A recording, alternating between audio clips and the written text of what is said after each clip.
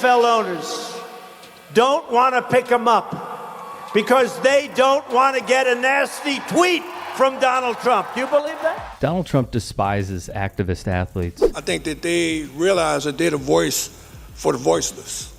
They remember their communities that they came from. They remember where they've risen to, but they realize that their problems are still as great as it was before they were recognized as athletes. Take it from the legendary John Carlos. I think it's had a huge impact on sports, a huge negative impact on sports, and let politics remain separate. Trump does this intentionally and pulls out all the stops in voicing staunch opposition. You know, an athlete is recognized universally, as well as the President of the United States. I mean, you can look at Michael Jordan or Muhammad Ali or Jackie Robinson or Jack Johnson. All of them had a voice. These youngsters today have a voice, and they realize that they have to protect the rights of those young individuals that's coming behind them. Carlos, like many, understand the power they hold. But they shouldn't be protesting on the sidelines during a football game, especially when they're making $10 million a year for something that they'd be doing anyway for free if they weren't in the league or the NFL. The former POTUS demands athletes stop bringing to light the real issues and mandate they stay in one box and one box only, sports. I think we had so much strife going on throughout the world, dealing with racial issues and social issues. As young athletes, we felt that we had a significant role in this because we traveled the world to represent America. We saw what was happening in America to people of color, blacks in particular. We felt that we wanted to make a statement of some sort, maybe to withdraw from the Olympic movement altogether. Say we'll take a step back and not go to the Olympic Games. So we proposed a possible Olympic boycott. Carlos, a revolutionary athlete, would never agree to these terms. At the 1968 Games in Mexico, he and Tommy Smith would conduct a protest that is amongst the most iconic we've ever seen in sports. Smith would explain their stance with ABC News that year to the world. The right glove that I wore on my right hand signified the power within Black America. The left glove my teammate John Carlos wore on his left hand also signified Black unity. The scarf that was worn around my neck signified blackness. John Carlos and me wore socks, black socks without shoes, to also signify our poverty. This is exactly what many in positions of power oppose: fearless athletes. You have to stand proudly for the national anthem. Well, you shouldn't be playing, you shouldn't be there. Maybe you shouldn't be in the country. Of course, he says this over and over again. Meanwhile, I decided that I want to make a statement. I'm here at the games, but I can't just merely go and win a medal and get on the victory stand and just be there like everything is just peachy cream. So I decided that I would approach Mr. Smith. We collaborated. We agreed, yes, we will make a statement. And then we brought artifacts together: the gloves, the socks, the scarf, the beads, the Olympic Project for Human Rights button. And we approached the victory stand. Mind you now, we have been receiving threats throughout that 2-year period leading up to the games. But my thoughts were, well, they might take my life, but they can never take this demonstration away. Once it's done, it's done. I felt that was far more important than my life, because when I came into the games, I didn't go to the games to make a statement for John Carlos. I meant to make that statement for my kids and their peers, for your kids, for a lot of you youngsters that's out in the audience today. That statement still registers 51 years later. So it was necessary to make a universal statement for people to open their minds and begin to challenge themselves in terms of what type of individual, what type of human being I am. Because I can't change it by merely putting my fist to the sky. We as a society have to change the ills of society. Carlos shows how unity and togetherness is the key for humanity, even with allowing himself to be the sacrificial lamb for progress. You know, on Friday afternoon here in Washington, our former colleague Jimmy the Greek made some regrettable and offensive remarks for which he has apologized. Yesterday, CBS issued a statement disassociating itself from those remarks. It goes without saying that his comments do not reflect in any way the thinking or attitudes of the rest of us here at CBS Sports. This man, longtime broadcaster Brent Musburger, would cover the 1968 Olympics at the time and write, Tommy Smith and John Carlos looked like a couple of black-skinned stormtroopers. He labeled the athletes juvenile, ignoble, and unimaginative without ever actually addressing the righteousness of the protest. He'd add, one gets a little tired of having the United States run down by athletes who are enjoying themselves at the expense of their country. Perhaps it's time 20-year-old athletes quit passing themselves off as social philosophers. Brent Musburger called you and Tommy Smith black stormtroopers. I think that was the phrase that he used. Black-skinned stormtroopers. Black-skinned stormtroopers on television. Has he apologized to you yet? Well, you know, Brent Musburger doesn't even exist in my mind, so I don't even know who he is. You know, Good answer. He didn't mean anything to me 51 years ago. He doesn't mean anything to me today because he's been proven to be wrong. To this day, many have reported Musburger refuses to acknowledge not just the racist column, but also Carlos's presence when in the same room together.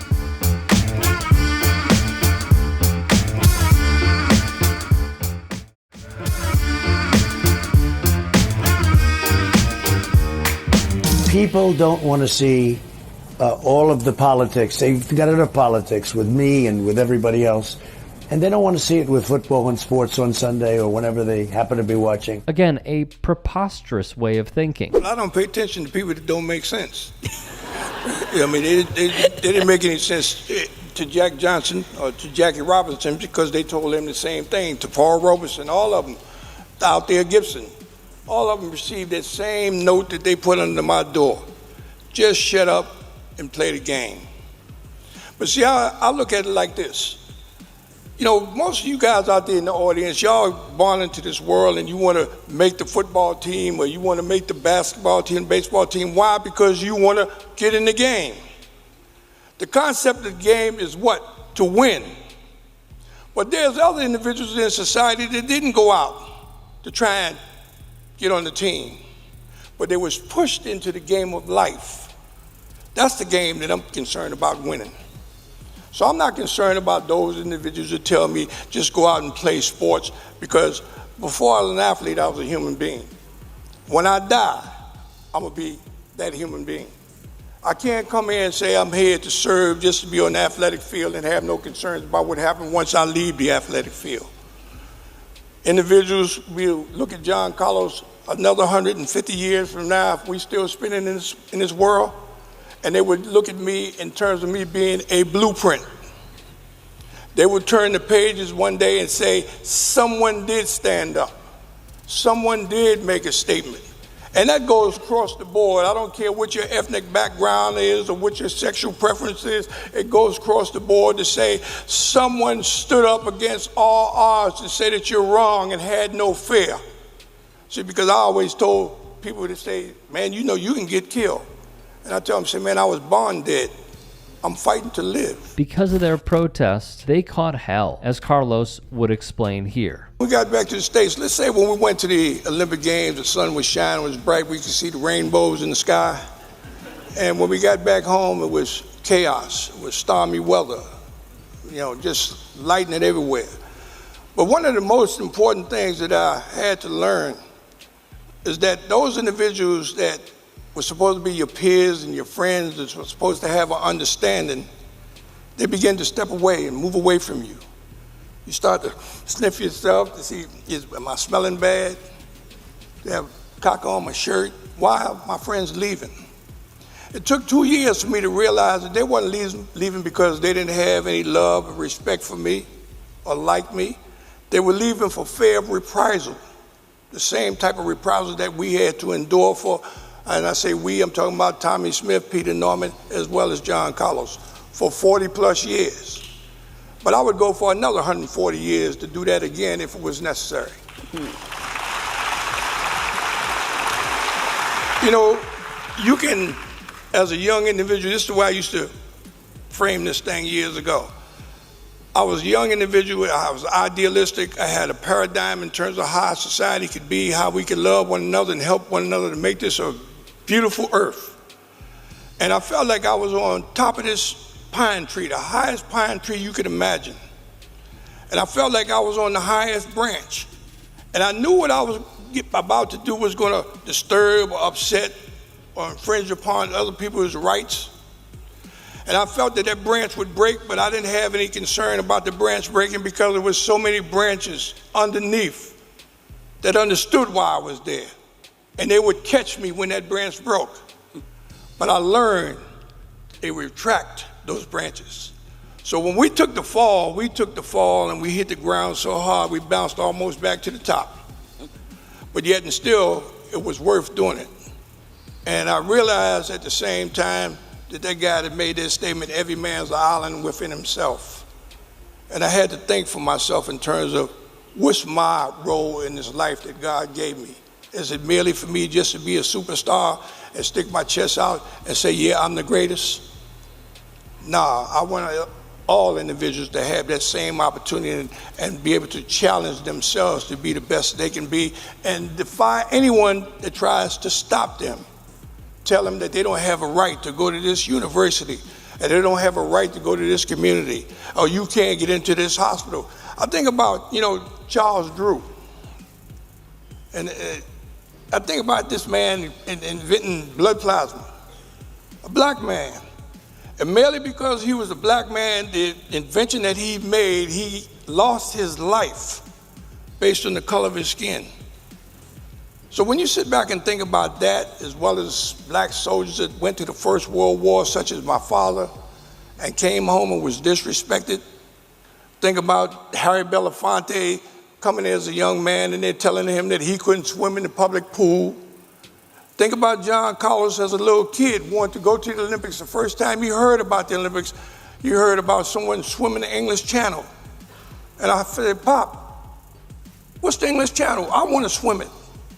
And then I heard about the Olympic Games. Well, Daddy, what's the Olympics? Well, that's where the greatest athletes in the world come together to see who's the strongest physically and who's the strongest mentally.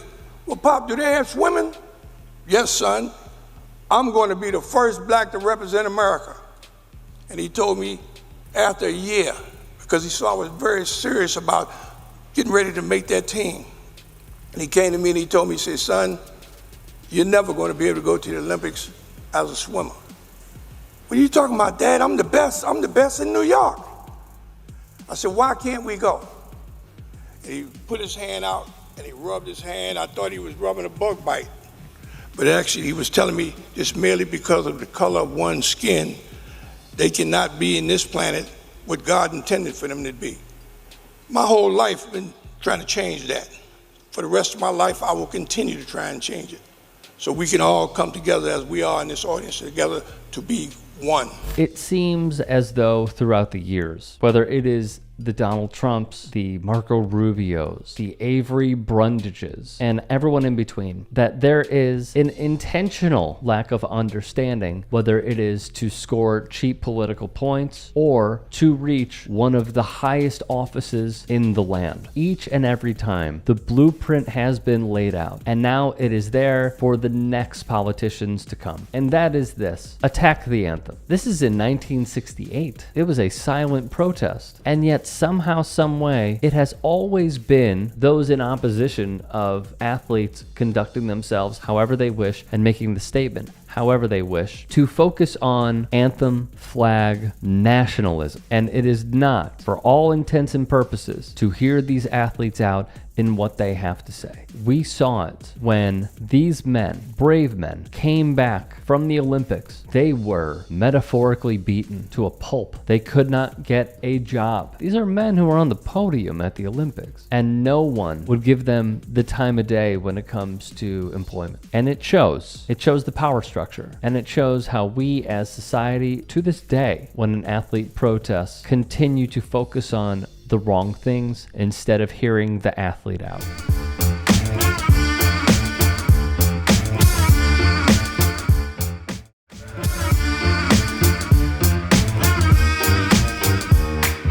Say hello to conspiracy theorist Republican Matt Maddock.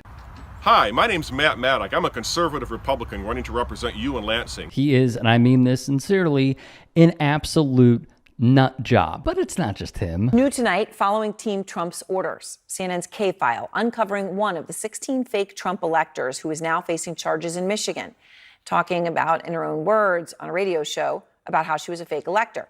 And she says she worked with lawyers for the Trump campaign. In fact, she laid out the goals for the alleged plot, a plot that is at the heart of cases brought by special counsel Jack Smith and the Fulton County DA Fani Willis as well. Here is the former Michigan GOP chair, Michonne Maddock, in December 2020.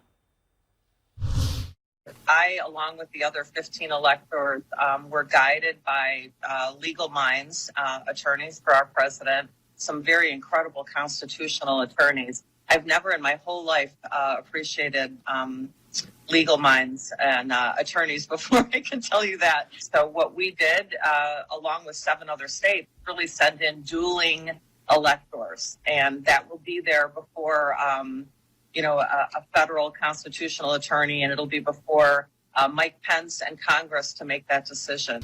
It's not unprecedented either. I don't have the exact dates in front of me, but when I was at the Stop the Steal event yesterday, I think the last time was in 1960. The state of Hawaii sent in a dueling slate, but I think 8 different times over the course of our history. And, once again, trust our founding fathers.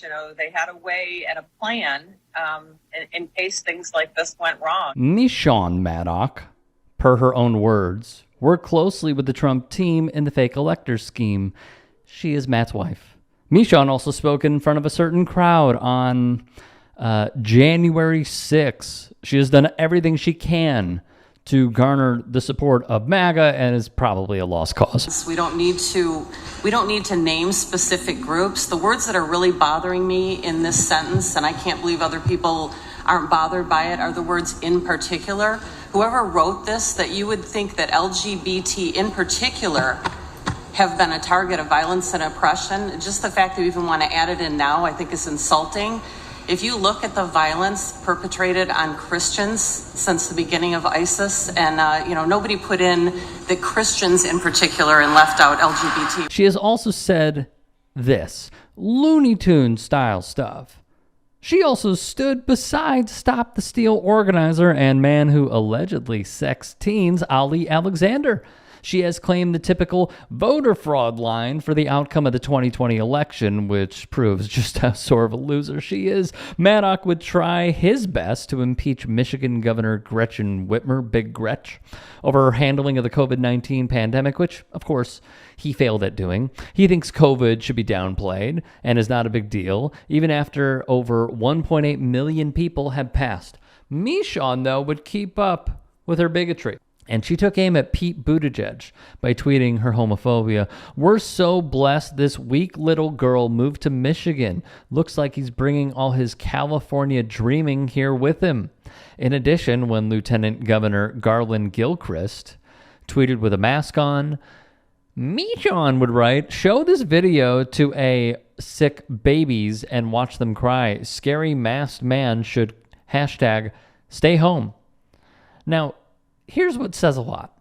GOP former Attorney General Mike Cox would tweet in response, "No one even remembered who Michigan's lieutenant governor was until the white-hooded Michonne Maddock dropped her racist tweet." That's from someone in the GOP ranks, everybody. In addition, Maddock was one of the 16 GOP electors who submitted a false document saying the battleground state had voted for Trump. So not only is she a bigot, she's also stupid. Thus, it goes without saying their brains are completely rotten. Which leads us to this. Well, March Madness is living up to its name in ways you'd never expect. Earlier this week, Michigan State Republican lawmaker Matt Maddock posted on X, formerly known as Twitter, photos from Detroit's airport with the caption, quote, "3 buses just loaded up with illegal invaders at Detroit Metro. Anyone have any idea where they're headed with their police escort?" The key phrase highlighted there, illegal invaders. Maddock got a ton of responses, and he's fired back with replies which have gone viral. But the answer to his question has nothing to do with the so-called illegal invaders. Far from it. CNN's Daniel Dale joins us, keeping him honest with the fact check and the March Madness tie-in. So what is going on here, Daniel? What's going on, Anderson, is that this claim about illegal invaders is completely made up. It is absolute fiction. And the airplane and 3 buses seen in Mr. Maddox's tweet there were actually used by NCAA men's college basketball teams that were landing at Detroit's airport to play in, as you said, March Madness. You heard correctly.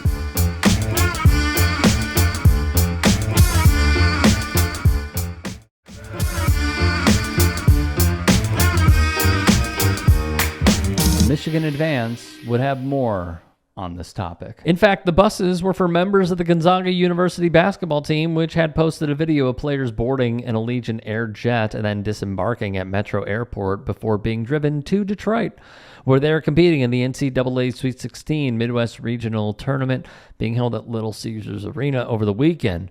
Michigan State Senator Majority Whip Mallory McMorrow would write, a sitting state rep sees a group of buses at the airport and immediately yells, "Illegal invaders," which is pretty rude and also frankly dangerous way to greet the Gonzaga men's basketball team arriving for March Madness. She'd add, and the new chair of the Michigan GOP retweeted this insane assumption. In case you're thinking the party had returned to sanity after Christina Caramo, it has not.